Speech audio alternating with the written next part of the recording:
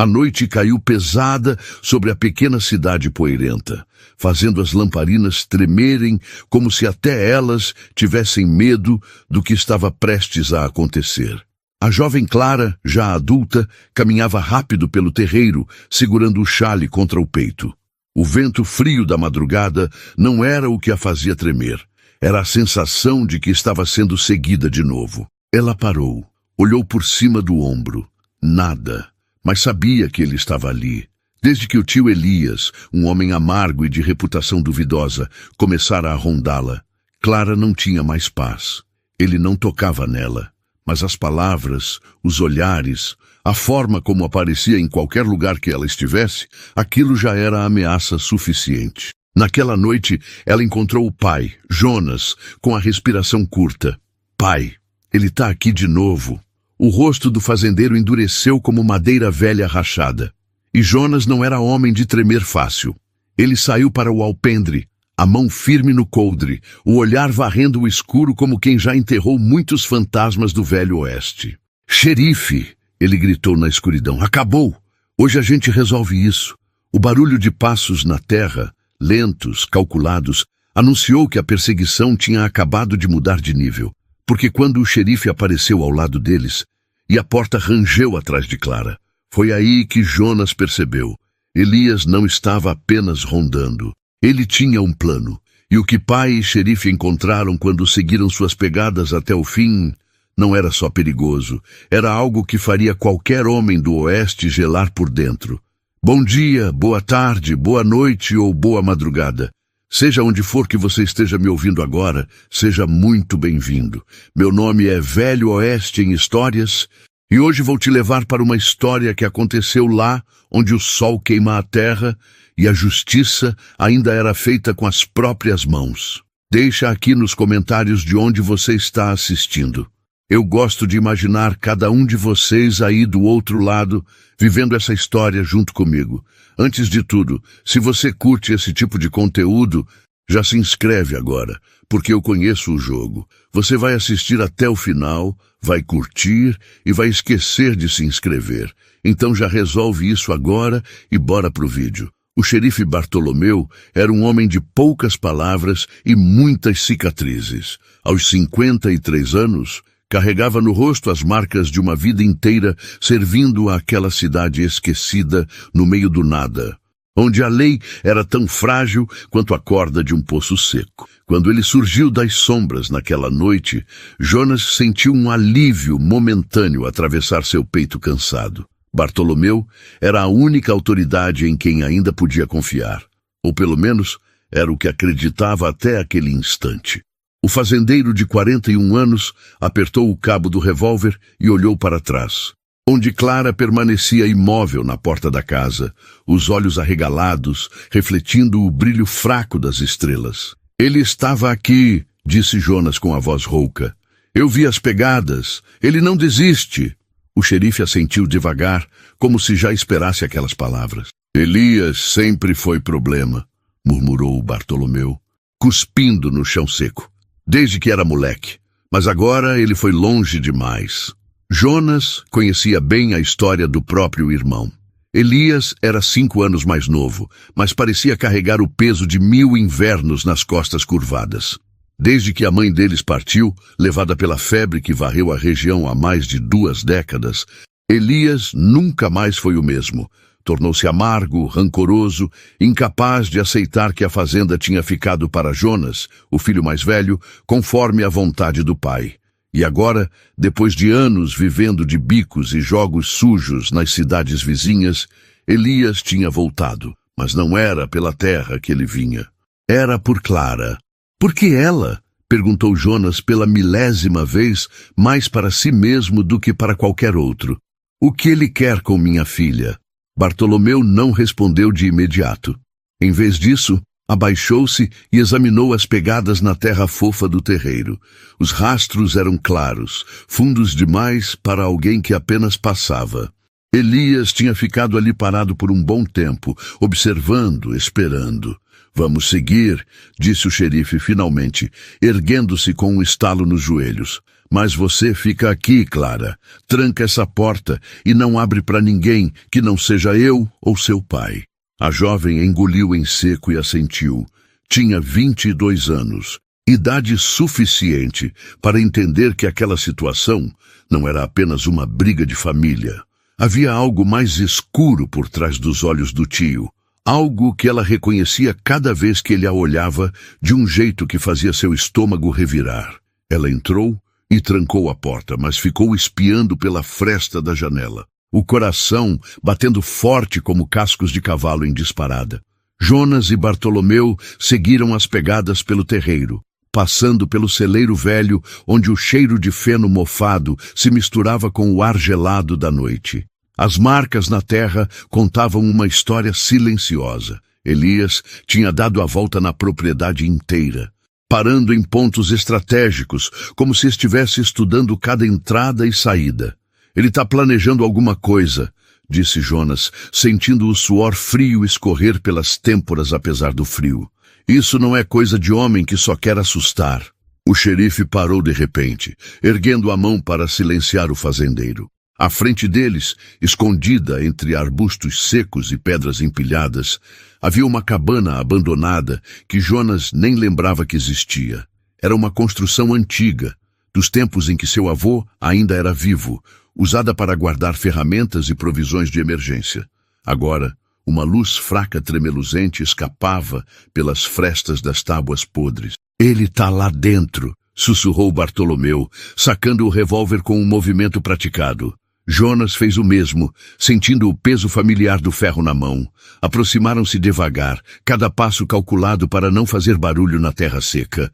O vento tinha parado de soprar, como se até a natureza prendesse a respiração, esperando o que viria. Quando chegaram à porta da cabana, Jonas encostou o ouvido na madeira rachada. Ouviu vozes. Não uma, mas duas. Elias não estava sozinho. O fazendeiro olhou para Bartolomeu com uma pergunta silenciosa nos olhos. O xerife assentiu e, num movimento rápido, chutou a porta com toda a força de suas botas gastas. A cena que encontraram fez Jonas recuar um passo, como se tivesse levado um soco no estômago. Elias estava sentado numa cadeira velha, sorrindo daquele jeito torto que sempre anunciava problema. Mas não foi isso que fez o fazendeiro gelar por dentro. Foi o homem ao lado dele, vestido com roupas finas demais para aquele fim de mundo. Com um chapéu de abas largas e um bigode encerado, o estranho segurava um maço de papéis amarelados que Jonas reconheceu imediatamente. Eram os documentos da fazenda. Os títulos de propriedade que seu pai tinha deixado guardados no cofre da casa, o mesmo cofre que Jonas verificava todo mês para garantir que estavam seguros. Como... começou Jonas, mas a voz morreu na garganta. Elias riu, um som seco e amargo que ecoou pelas paredes da cabana. Surpresa, irmão, disse ele, levantando-se devagar. Você sempre achou que era mais esperto que eu, que merecia tudo só por ter nascido primeiro. Mas eu também sei jogar. O estranho de roupas finas deu um passo à frente, estendendo os papéis como se fossem um troféu. Permita-me apresentar-me. Meu nome é Cornelius Blackwood, advogado e representante legal do Sr. Elias aqui presente. E estes documentos provam que a fazenda foi transferida para ele há exatamente 3 semanas, com a assinatura do seu falecido pai. Jonas sentiu o mundo girar ao seu redor. Aquilo era impossível.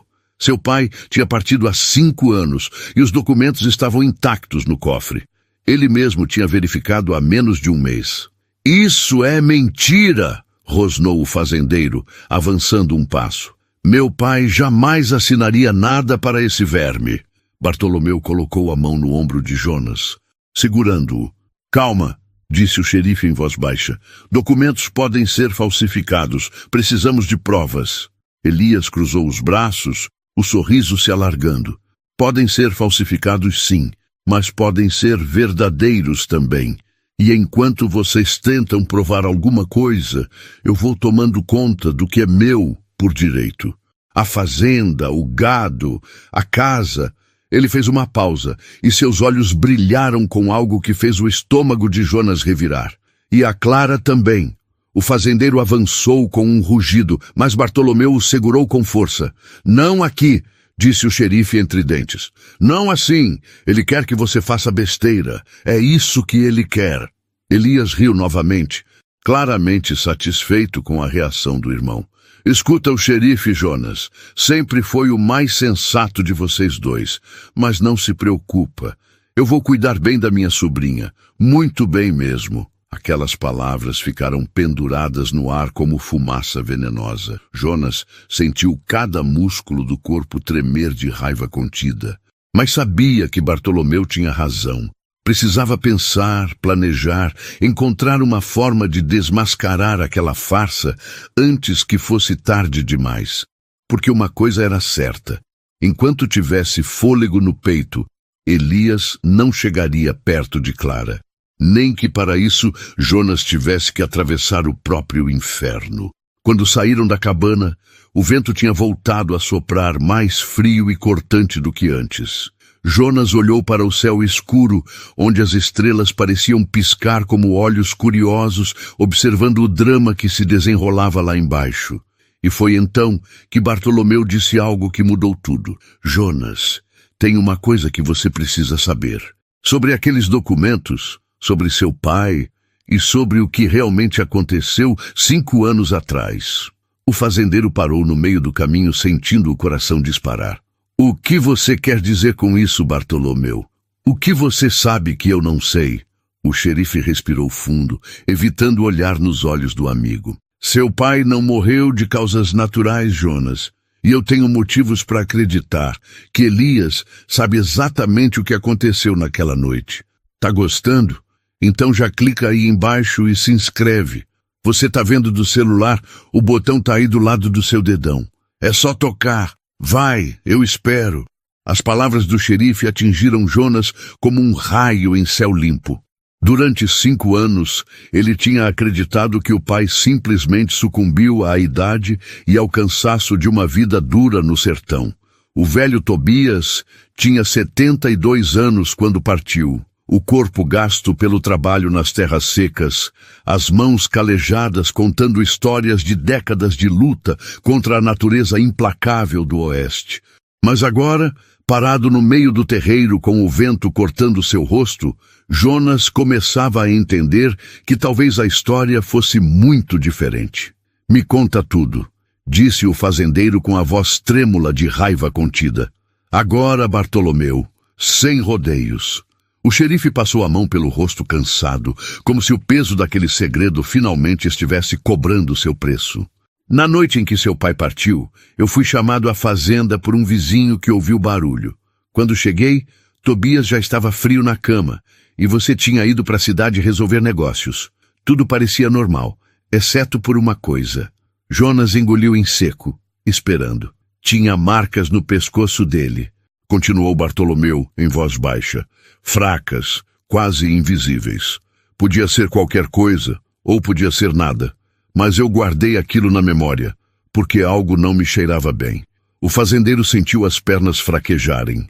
Seu pai, o homem que tinha construído aquela fazenda do nada, que tinha enfrentado secas e pragas e bandidos durante toda a vida, tinha sido silenciado por mãos humanas? A ideia era quase impossível de processar.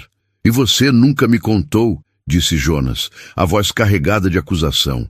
"Por 5 anos você guardou isso." Bartolomeu baixou os olhos. "Eu não tinha provas, Jonas. Só uma suspeita. E acusar alguém de algo assim, sem evidências, é o mesmo que jogar gasolina numa fogueira. Eu precisava ter certeza antes de falar." O fazendeiro respirou fundo, tentando organizar os pensamentos que rodavam em sua cabeça como folhas secas num redemoinho. Se Elias tinha realmente feito aquilo com o próprio pai, então os documentos falsificados eram apenas a ponta de um plano muito maior. E Clara estava no centro de tudo. "Precisamos voltar para casa", disse Jonas, já se virando. "Clara não pode ficar sozinha." Os 2 homens atravessaram o terreiro em passos largos, mas quando chegaram à porta da casa, encontraram algo que fez seus corações pararem. A porta estava aberta, a tranca, e forçada, e Clara tinha sumido. Jonas entrou correndo, gritando o nome da filha, virando móveis, abrindo armários, procurando em cada canto como um homem possuído. Mas a casa estava vazia, e no chão da sala, deixado propositalmente para ser encontrado, havia um bilhete escrito com letra torta e apressada. Se quer ver ela viva, venha sozinho ao velho moinho antes do amanhecer. Traga os documentos originais, sem xerife, sem truques. Só você e eu, irmão, como deveria ter sido desde o começo. Jonas amassou o papel na mão, sentindo o ódio subir pela garganta como bile. Elias tinha planejado tudo desde o início. A perseguição, as aparições, o medo constante que plantou em Clara durante semanas, tudo era a preparação para esse momento. Ele queria isolar Jonas, forçá-lo a uma escolha impossível. Eu vou, disse o fazendeiro já pegando seu chapéu. Bartolomeu segurou seu braço com força. Você não pode ir sozinho. É exatamente o que ele quer. Jonas se virou, os olhos brilhando com uma determinação que o xerife nunca tinha visto antes. Ele tem minha filha, Bartolomeu, minha única filha, a única coisa que me restou depois que perdi minha esposa. Não existe nada nesse mundo que eu não faria por ela. Nada. O xerife soltou o braço do amigo, reconhecendo aquele olhar. Era o olhar de um pai, pronto para atravessar o próprio abismo se fosse preciso. Então, pelo menos me deixa te dar cobertura, disse Bartolomeu. Eu fico escondido, não apareço, mas se as coisas saírem do controle, eu entro. É isso, ou eu te amarro nessa cadeira e vou sozinho. Jonas hesitou por um momento. Depois assentiu. Não tinha tempo para discutir, e no fundo sabia que precisaria de toda a ajuda possível. Elias era covarde, mas covardes encurralados eram os mais perigosos de todos. Enquanto selava seu cavalo no estábulo, Jonas deixou a mente vagar para memórias que tinha enterrado fundo no coração. Lembrou-se de Clara criança, correndo pelo terreiro atrás das galinhas, rindo daquela risada que parecia feita de luz do sol. Lembrou-se de sua esposa, Helena, que tinha partido quando Clara tinha apenas 10 anos, levada pela mesma febre cruel que tinha ceifado tantas vidas naquela região. Helena era o amor de sua vida, a mulher que tinha transformado aquela fazenda poeirenta num lar de verdade. Sem ela, Jonas tinha se tornado mais duro, mais fechado, protegendo o coração como se fosse um cofre que não podia ser aberto. Mas Clara tinha herdado a luz da mãe, e era essa luz que mantinha o fazendeiro vivo, dia após dia, ano após ano. Perder ela seria perder a última centelha de esperança que ainda ardia em seu peito cansado. O velho moinho ficava a cerca de 1 hora de cavalgada, numa colina que dominava o vale, onde a cidade se estendia como uma cicatriz na paisagem. Tinha sido construído pelo avô de Jonas, usado para moer grãos nos tempos em que a região ainda produzia trigo. Agora estava abandonado, as pás quebradas girando preguiçosamente com o vento, rangendo como ossos velhos, protestando contra o tempo. Quando Jonas chegou, o céu começava a clarear no horizonte, pintando o mundo de tons de laranja e roxo que pareciam zombar da escuridão que tomava conta de sua alma. Amarrou o cavalo numa árvore retorcida e caminhou em direção à estrutura decadente, cada passo ecoando no silêncio da madrugada. «Elias!» gritou ele, a voz cortando o ar frio. «Eu vim! Agora me mostra minha filha!» Por um momento só houve silêncio. Depois, a porta do moinho se abriu com um rangido prolongado, e Elias apareceu na soleira, arrastando Clara pelo braço. A jovem estava com as mãos amarradas, um pano cobrindo sua boca, os olhos arregalados de medo. Mas mesmo assim, quando viu o pai, algo naqueles olhos mudou. Medo se misturou com alívio, e alívio se transformou em esperança. «Trouxe o que eu pedi?» perguntou Elias, o sorriso torto distorcendo seu rosto magro. Jonas ergueu um envelope de couro. Os documentos originais. Aqueles que provam que a fazenda é minha por direito. É isso que você quer, não é? Tirar tudo de mim? Elias riu, empurrando Clara para o lado. A jovem caiu no chão, mas seus olhos continuaram fixos no pai. transmitindo uma mensagem silenciosa que Jonas entendeu perfeitamente. Ela estava pronta para lutar se tivesse chance. Você nunca entendeu, irmão, disse Elias avançando devagar. Nunca foi só sobre a terra, foi sobre justiça. Nosso pai me tratou como lixo a vida inteira, deu tudo para você, me deixou com as migalhas. E quando eu finalmente decidi cobrar o que era meu, ele ameaçou me deserdar completamente. Disse que eu era uma vergonha para o nome da família. Jonas apertou os punhos. Então foi você que silenciou nosso pai. Elias parou, o sorriso desaparecendo por um instante. Ele não me deu escolha. Eu tentei conversar, tentei fazer ele entender, mas aquele velho teimoso não ouvia ninguém. Então eu fiz o que precisava ser feito, e teria funcionado perfeitamente se aquele xerife intrometido não tivesse aparecido tão rápido. O fazendeiro sentiu uma onda de náusea subir pelo estômago. Estava diante de um homem que tinha tirado a vida do próprio pai e agora ameaçava sua filha sem nenhum remorso.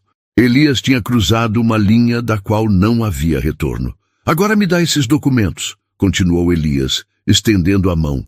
E talvez eu deixe vocês dois irem embora.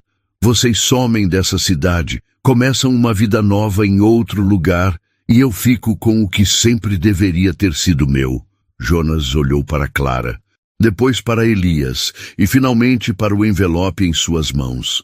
O sol nascente lançava sombras longas pelo terreno, e por um momento tudo pareceu congelar, como se o próprio tempo estivesse esperando a decisão do fazendeiro. Foi então que um barulho ecoou na distância, um estalo seco que rasgou o silêncio da madrugada. Elias se virou surpreso, e naquele instante de distração, Clara agiu. Com um movimento rápido, ela se levantou e correu em direção ao pai, as mãos ainda amarradas, mas as pernas livres. Jonas a agarrou, puxando-a para trás de si num gesto protetor. Bartolomeu! Gritou Elias, sacando um revólver do coldre. Eu disse para vir sozinho. O xerife surgiu de trás de uma pilha de tábuas velhas, seu próprio revólver apontado para Elias. Acabou, Elias. Eu ouvi tudo. Você acabou de confessar que silenciou seu próprio pai. Isso é o suficiente para te mandar para a forca. Elias recuou, o rosto contorcido de raiva e desespero. Vocês não entendem. Ninguém nunca entendeu. Eu merecia aquela fazenda. Eu trabalhei tanto quanto Jonas, sofri tanto quanto ele, mas nosso pai só tinha olhos para o filho perfeito. Ele ergueu o revólver, apontando diretamente para Jonas. Se eu não posso ter nada, então ninguém vai ter. E foi nesse momento que Clara fez algo que ninguém esperava. Falta pouco para o final, mas antes, se você ainda não se inscreveu, esse é o momento. Um clique seu faz toda a diferença para esse canal crescer. Bora pro desfecho? Clara se jogou entre o pai e o tio no exato instante em que Elias apertou o gatilho. O tempo pareceu desacelerar, cada segundo se estendendo como melado escorrendo de uma colher. Jonas gritou o nome da filha, sua voz rasgando o ar da manhã como o uivo de um animal ferido. Mas o estalo que ecoou não veio do revólver de Elias. Veio do revólver de Bartolomeu, que tinha disparado uma fração de segundo antes, acertando a mão do homem e fazendo a arma voar longe num arco prateado contra o céu alaranjado do amanhecer. Elias caiu de joelhos, segurando a mão ferida contra o peito, gemendo de dor e raiva misturadas. O projétil tinha atravessado sua palma, incapacitando-o completamente sem tirar sua vida. Era o tipo de tiro preciso que só um homem com décadas de experiência poderia fazer sob pressão. Clara estava no chão, tremendo, mas intacta. Seu ato de coragem tinha sido desnecessário graças à pontaria de Bartolomeu. Mas Jonas sabia que a filha não tinha hesitado nem por um segundo. Ela estava disposta a dar a própria vida para proteger o pai, assim como ele estava disposto a fazer o mesmo por ela. Era isso que significava ser família de verdade. O fazendeiro se ajoelhou ao lado da filha, desamarrando suas mãos com dedos trêmulos, depois a abraçou com toda a força que tinha. Clara enterrou o rosto no peito do pai, soluçando baixinho, liberando todo o medo e tensão que tinha acumulado durante aquela noite interminável. Acabou, sussurrou Jonas contra os cabelos dela, sua voz embargada pela emoção.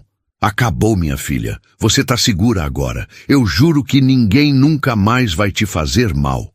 Bartolomeu se aproximou de Elias, que ainda estava de joelhos no chão, o rosto contorcido numa máscara de derrota e desespero. O xerife pegou um par de algemas do cinto e prendeu o homem com movimentos eficientes, sem nenhuma palavra desnecessária. Tudo que precisava ser dito já tinha sido dito naquela madrugada, e agora era hora de deixar a justiça seguir seu curso. Você vai pagar pelo que fez ao nosso pai, disse Jonas, levantando-se e encarando o irmão com olhos que brilhavam de lágrimas contidas. E vai pagar por cada segundo de medo que colocou na minha filha. Mas eu não vou ser eu quem vai te julgar. Isso é trabalho da lei. Elias ergueu os olhos e por um momento algo pareceu quebrar naquele rosto endurecido pelos anos de amargura.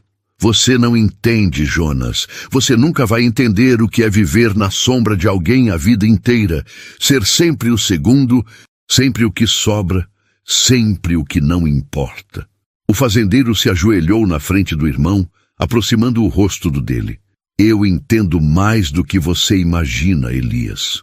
Porque eu também vivi na sombra do nosso pai. Ele era duro comigo também, exigente, nunca satisfeito com nada que eu fazia.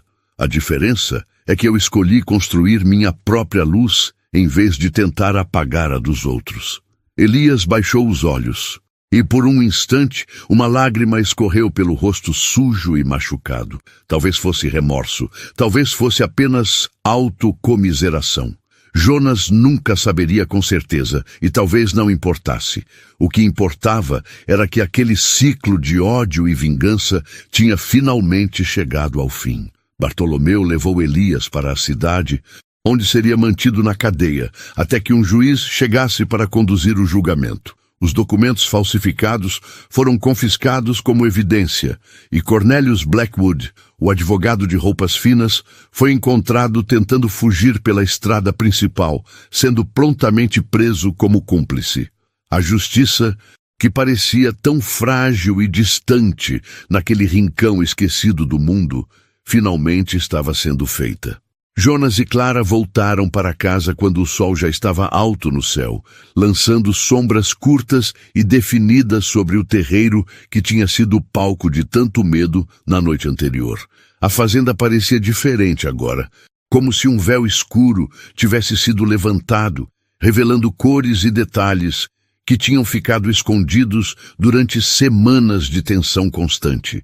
Clara parou no meio do terreiro, olhando ao redor, como se visse aquele lugar pela primeira vez. Pai, disse ela baixinho, eu preciso te contar uma coisa. Jonas se virou, o coração apertando com a incerteza do que viria. Pode falar, minha filha.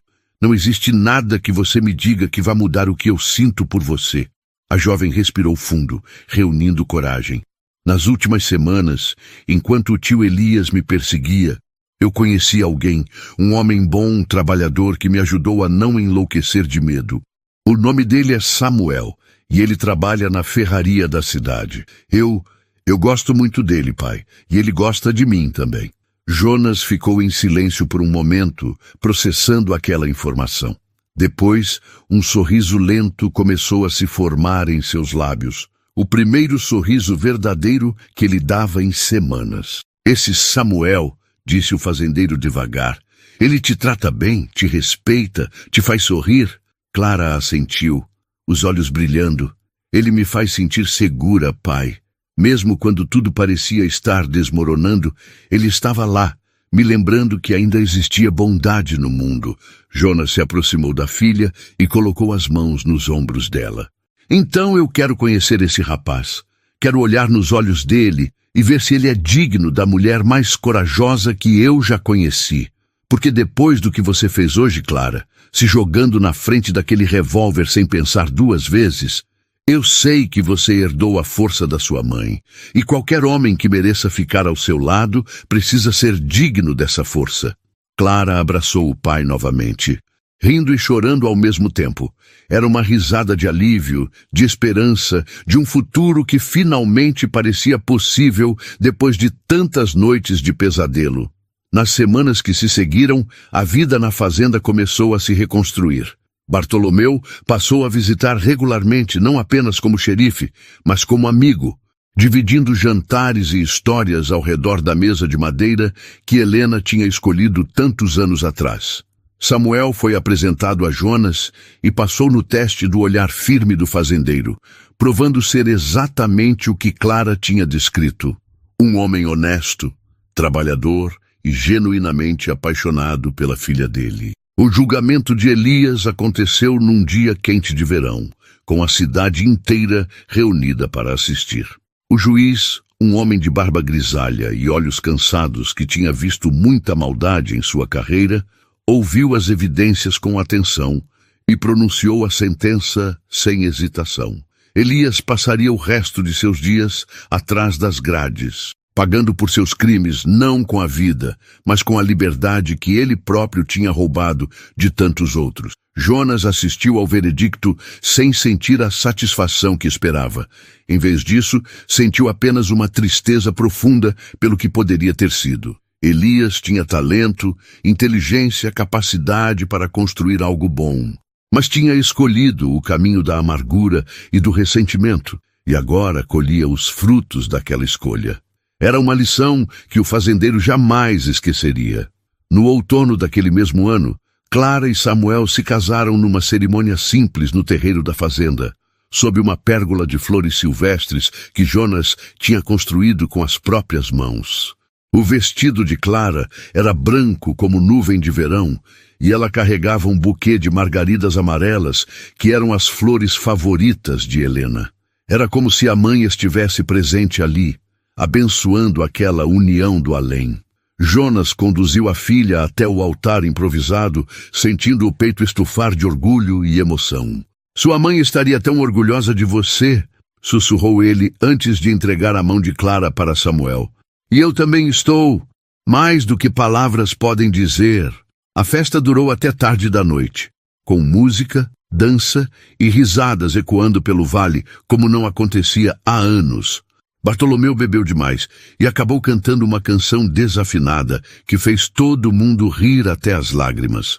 Os vizinhos trouxeram comida e presentes, e por algumas horas preciosas, todas as dificuldades e sofrimentos do passado pareceram distantes como estrelas no céu.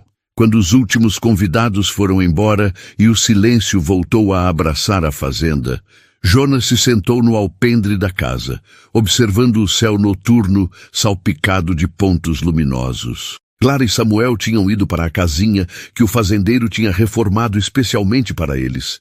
E agora Jonas estava sozinho com seus pensamentos pela primeira vez em muito tempo. Mas não era uma solidão triste. Era uma solidão cheia de paz, de gratidão, de esperança pelo futuro. Ele pensou em Helena, em como ela teria adorado ver Clara tão feliz. Pensou no pai, Tobias, e perdoou silenciosamente todas as durezas e exigências que tinham marcado sua infância.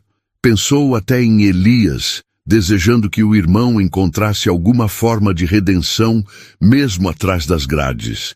E então Jonas entendeu algo que tinha levado 41 anos para aprender. A vida no oeste era dura, implacável, cheia de perdas e sofrimentos que podiam quebrar até os homens mais fortes. Mas também era cheia de beleza escondida, de momentos de graça que surgiam quando menos se esperava, de conexões humanas que davam sentido a toda a luta. E no final, não importava quantas tempestades passassem, quantos inimigos surgissem, quantas noites de medo uma pessoa tivesse que enfrentar.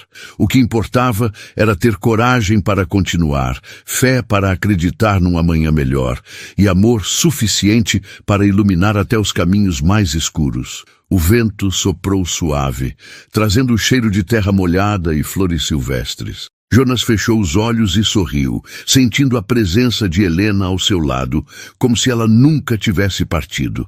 E naquele momento, sob o céu estrelado do oeste, o fazendeiro finalmente encontrou o que tinha procurado a vida inteira: paz. Porque quando a poeira baixa e o sol se põe, quando as sombras se estendem e a noite chega mansinha, é no coração que a gente encontra o verdadeiro lar. E Jonas, depois de tanta luta e tanto medo, finalmente tinha chegado ao seu. O céu pintava promessas de um novo amanhecer, e naquele rancho perdido no tempo, onde a dor deu lugar ao amor que floresceu sem fim, 3 corações aprenderam que mesmo nas noites mais frias e cruéis, sempre existe uma estrela guiando quem tem coragem de acreditar. E assim termina nossa história, amigos. Uma história de medo e coragem, de ódio e perdão, de sombras e luz. Porque no Velho Oeste, assim como na vida, não são as tempestades que definem quem somos. São as escolhas que fazemos quando a tempestade passa. Se você chegou até aqui, parabéns. Você é raridade na internet. Agora só falta uma coisa: se inscrever. Não custa nada para você, mas para mim vale muito. E assim o YouTube te entrega os próximos vídeos na hora, sem esforço. Fechado?